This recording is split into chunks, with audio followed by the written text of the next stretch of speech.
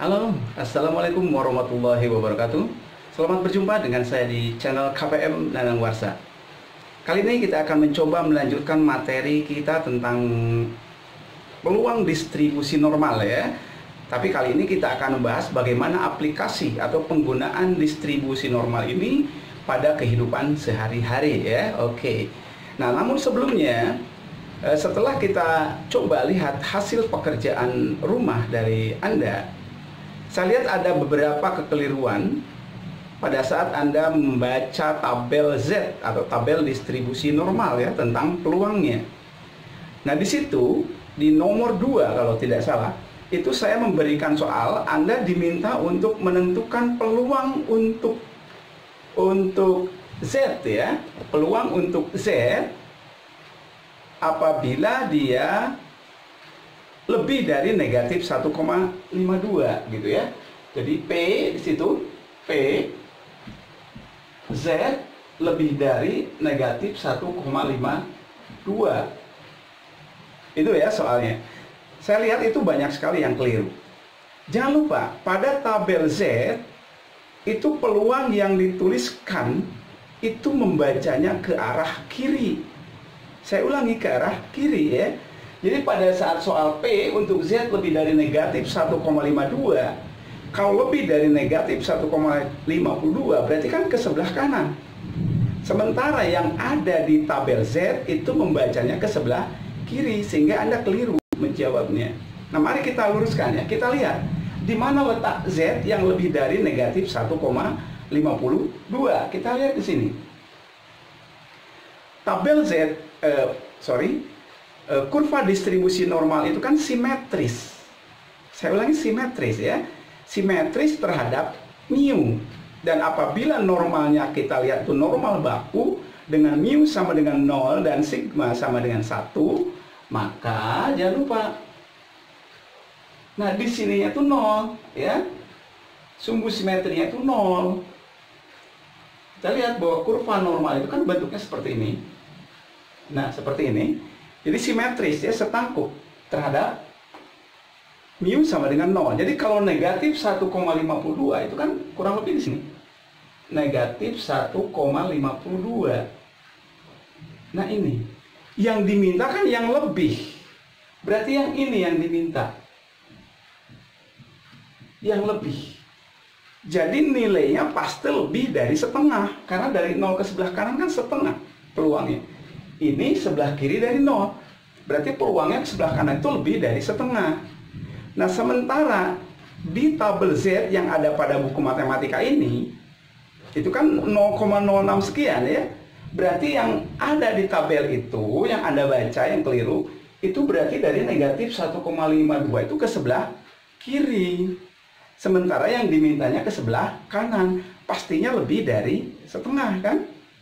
Nah, oleh sebab itu, karena ini simetris, saya ulangi, karena ini simetris, maka peluang Z lebih dari negatif 1,52 boleh Anda ubah, saya ulangi, boleh Anda ubah menjadi peluang untuk Z kurang dari 1,52. Jadi ini. Jadi Anda bacanya itu ke sebelah kiri, jangan lupa. Ke sebelah kiri ya. Jadi kalau ini 0, ini 1,52 ya, 1,52. Yang ini yang Anda cari. Nah, peluang yang ada pada gambar pertama itu sama dengan yang ada pada gambar kedua yang sebelah kanan. Jadi Z yang lebih dari negatif 1,52 itu sama aja dengan Z yang kurang dari 1,52. Sehingga Anda bisa menggunakan tabel ini untuk mengisinya. Begitu ya. Kenapa? Karena dia simetris, saya ulangi. Simetris. Nah, sehingga Anda dengan mudah bisa melihat di tabel ini untuk Z kurang dari 1,52 ya, seperti biasa. Jadi kalau saya lukiskan di sini tabelnya, ini Z, berarti di sini Anda lihat yang 1,5 ya kan? Kemudian tarik ke sini yang 0,02. Nah, yang ini hasilnya berapa yang itu? Gitu ya. Jadi jangan Anda lihat yang negatif 1,52. Karena saya ulangi, yang di buku itu dibacanya ke sebelah kiri. Sementara yang diinginkan oleh soal itu sebelah kanan. Maka kita balik. Asalnya lebih dari menjadi kurang dari. Dan asalnya negatif kita ubah menjadi positif. Nah, sehingga Anda boleh melihat di tabel ini di 1,5, kemudian di situnya 0,02 ya. Jadi kalau di sini terlihat 1,5 002 itu nilainya 0,9357 sama dengan 0,9357 yang ini. Begitu ya. Nah, ini jadi jangan lupa ya, yang di tabel pada buku itu membacanya ke sebelah kiri. Jadi Anda keliru kalau langsung melihat negatif 1,52 yang hasilnya ada 0,06 sekian ya. Artinya sangat kecil sekali karena yang ini yang Anda baca. Padahal yang diinginkan yang ke sebelah kanan ya. Oleh sebab itu Anda ubah dulu seperti ini sehingga diperolehlah nilai yang diinginkan. Nah, begitu ya. Jadi silakan Anda pelajari ulang bagaimana cara membaca dari tabel Z pada kurva normal baku. Jelas ya? Oke, silakan Anda pelajari ulang. Oke, sekarang akan saya lanjutkan bagaimana menerapkan kurva normal ini pada kehidupan sehari-hari ya. Oke, kita mulai ya. Di situ udah saya tuliskan sebuah soal saja karena yang lainnya sama ya. Mudah sekali. Misalnya gini. Rata-rata usia penduduk ya. Rata-rata usia penduduk di suatu kota A, rata-rata usia adalah 50 tahun. Oh, berarti penduduk di kota itu udah sangat tua semua, begitu ya. Adalah 50 tahun dengan simpangan baku 10 tahun. Simpangan bakunya 10 tahun, rata-ratanya 50 tahun. Dari 1000 penduduk yang ada di kota itu, ada berapa orang penduduk yang berusia di antara 45 tahun dan 62 tahun. Jadi yang udah usia setengah abad ya kurang lebih. Karena rata-ratanya udah 50 tahun ya. Jadi saya ulangi. Rata-rata 50 tahun, simpangan baku 10 tahun. Dari 1000 penduduk, ada berapa orang penduduk yang berusia di antara 45 tahun dan 62 tahun. Nah, ini kan salah satu contoh aplikasi dari kurva normal baku ya. Sekarang kita coba untuk menjawab soal ini. Oke, kita lihat. Ini udah ya.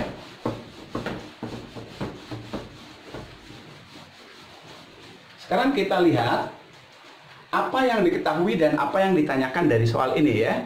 Sekarang kita coba diketahui ya, sini diketahui mu-nya ya, rata-ratanya yaitu 50. Kemudian sigmanya 10 tahun ya, simpangan baku 10. Nah, kemudian di sini ada X1 ya, di situ X1 sama dengan 45 X1-nya. Dan ini adalah X2. X2-nya sama dengan 62. Nah, sekarang karena nilai X, kalau kita gunakan nilai X untuk mencari peluang, maka harus menggunakan integral ya. Integral dari rumus Gauss kemarin. Rumit, oleh sebab itu ditransformasi ke Z, ya kan? X ini kita coba transformasi ke Z. Oke, sehingga dari sini akan kita peroleh Z1 itu sama dengan X1 dikurangi mu dibagi sigma Z1.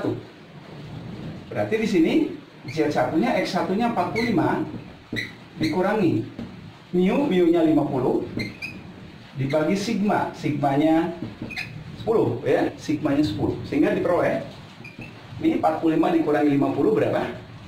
45 kurangi 50 negatif 5. Negatif 5 dibagi 10 iya, negatif 0,5. Oke, kita langsung saja negatif 0,5. Ini Z1. Z1-nya diperoleh negatif 0,5. Sekarang kita cari Z2.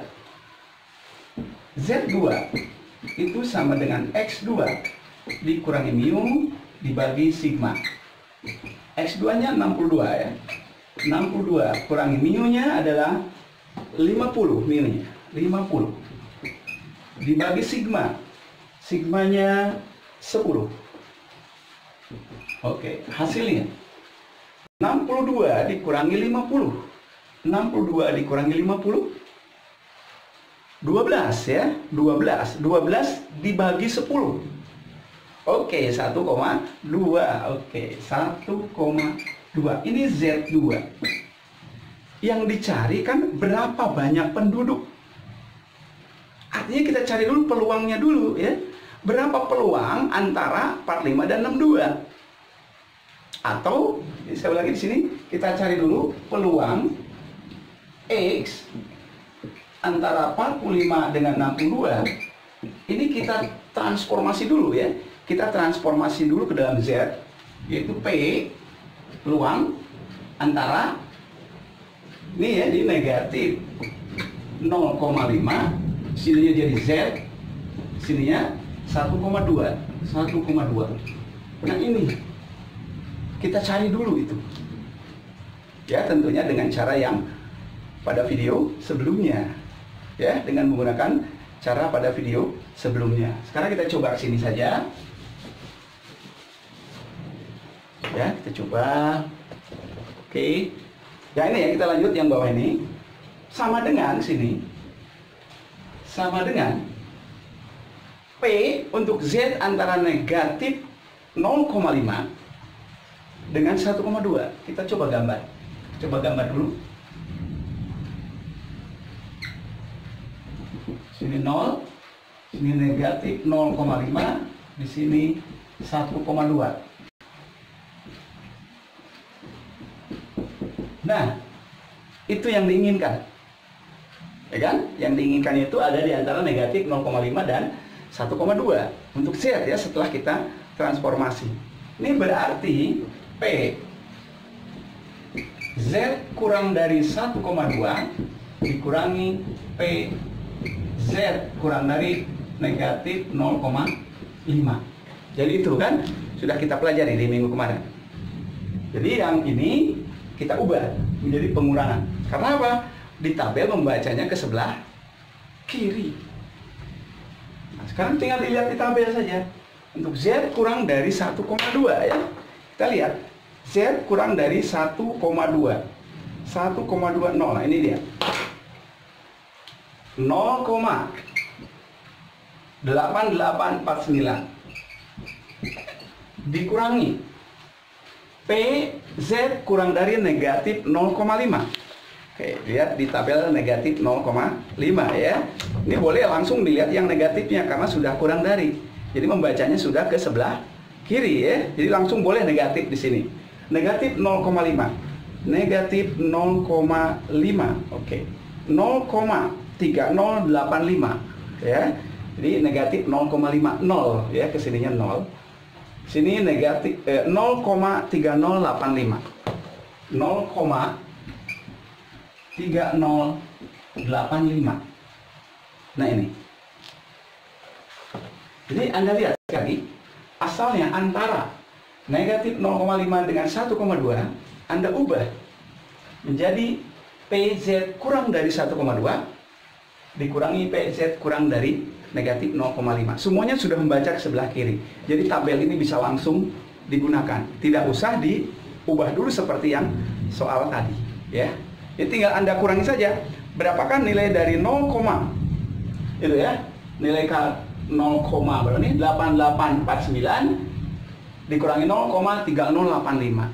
Kita kurangi. Oke, kita kurangi sama dengan ini 9 kurangi 5 ya, 4. Kemudian 4 kurangi 8, 14 kurangi 8 6 ya, berarti ini tinggal 7. 7 kurangi 0, 7. Oke. Ini 8 kurangi 3, 5. Nah, 0,5764. Ini peluangnya. Peluang dari penduduk yang berusia antara 45 dan 62. Ini baru peluangnya. Jelas ya? Sementara pertanyaannya, ada berapa orang penduduk?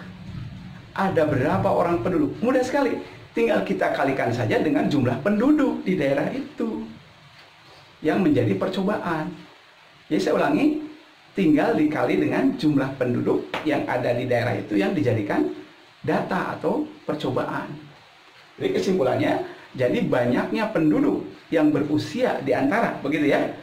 Kalau kita tuliskan secara lengkap. Oke. Nah, kita tulis di sini. Sini ya.